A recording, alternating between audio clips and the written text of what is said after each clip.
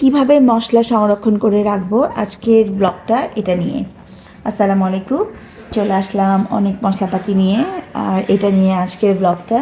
আমি ফার্স্টে আমাদের এখানে 99 দোকানের এরকম জার পাওয়া যায়, তো আমি এগুলো কিনে এনেছি। ওদের মশলা অনেক ভালো, অনেক ভালো। সবার আগে আমি এইটা দেখাই, এই যে এটা খুবই ভালো।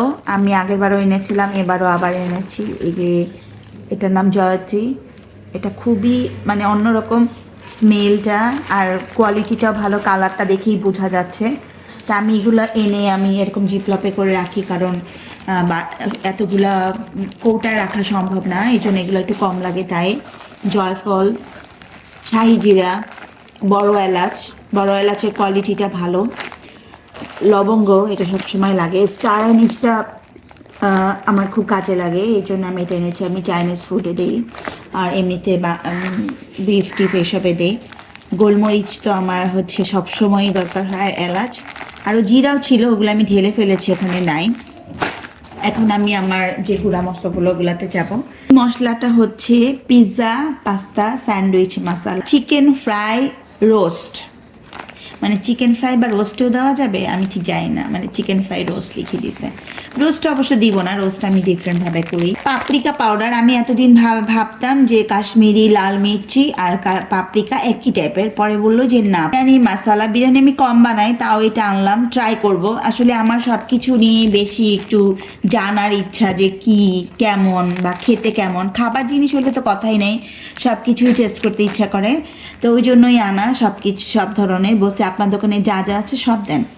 টিক্কা তান্দুরি, এটা কাজে লাগবে। তান্দুরি মশলাটা আমি সবসময় কিনেই করি, শানেরটা কিনে করি, তো এবার এটা ট্রাই করব। আর আমার মেয়ের জামাই আসবে, ওই সময় আমি করব, ওর পছন্দ। তারপর যেটা সবজি মশলা, এটা তো আমি আমার জন্য এনেছি, আমি ডায়েট করব আর এটা খাবো। চিকেন ভুনা কষা, মানে চিকেনের এই দুইটা ভুনা বা কষা, দুইটাতে আপনি এটা অ্যাপ্লাই করুন। বিফ মশলা, বিফ আমি নিজের মতো করে রান্না করি, তারপরে এটা দিয়ে করে দেখবো। কাবাব মশলা, এটা হচ্ছে কাবাব। আচ্ছা, কাবাব আর তান্দুরিটা আলাদা, তাই না? কাবাব তো বলি নাই, কিন্তু মানে বলছি সবই দিয়ে দেন, তো কাবাবও দিয়ে দিছে। এটা আমার এখনই চোখে পড়লো, এর আগে পড়ে নাই। আর এখানে আছে একটা টি মশলা, এটা দেখতে হবে কি টি। আমি আরও একটা টি এনেছি, দুইটা টি। এটা মনে হয় রং চা খাওয়ার জন্য, আর একটা দুধ চা খাওয়ার জন্য এনেছি, ওইটাও দেখাবো, আপনাদের সাথে শেয়ার করব।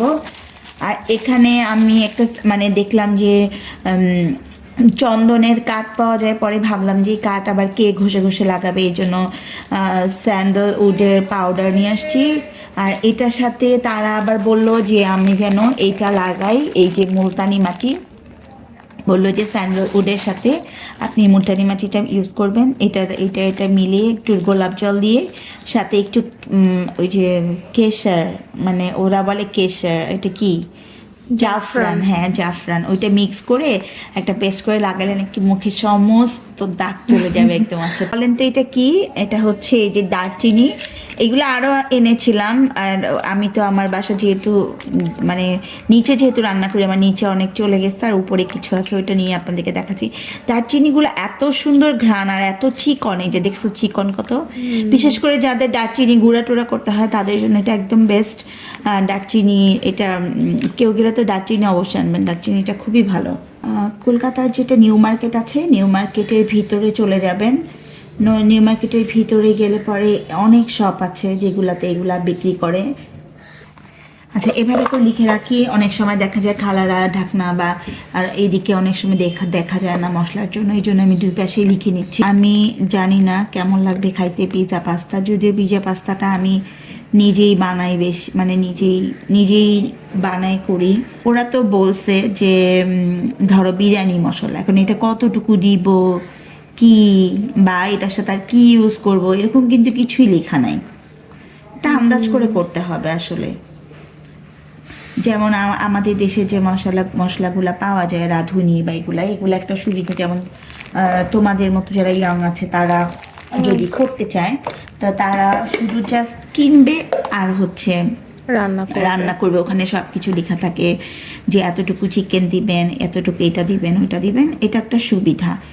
আর এই ধরনের মশলাগুলো যারা তোমার মানে আমাদের মতন যারা একটু এক্সপার্ট আছে যারা বুঝে এরা ইউজ করতে পারবে। ভাবছেন যে আমি এগুলো এভাবেই রেখে দিব, আমি এভাবে রাখবো না। এই ডিব্বাগুলো আমি নর্মাল ফ্রিজে সংরক্ষণ করব, কারণ যেহেতু এগুলা পাউডার জিনিস অনেক সময় এগুলাতে পোকা হইতে পারে। তো আমি এই জন্য আমার আমার বাসায় নর্মালি কয়টা ফ্রিজ, 3টা ফ্রিজ। তো 3টার ভিতরে ওভাবে অন্য কিছু থাকে না, আমার এই মশলা বিভিন্ন রকম আর চালের গুঁড়া, ডাল যেগুলো পোকা হয়ে যেতে পারে, এই ধরনের জিনিসগুলো আমি সব মানে এরকম করে ঢুকিয়ে ঢুকিয়ে রাখি, ফ্রিজে রেখে দিই।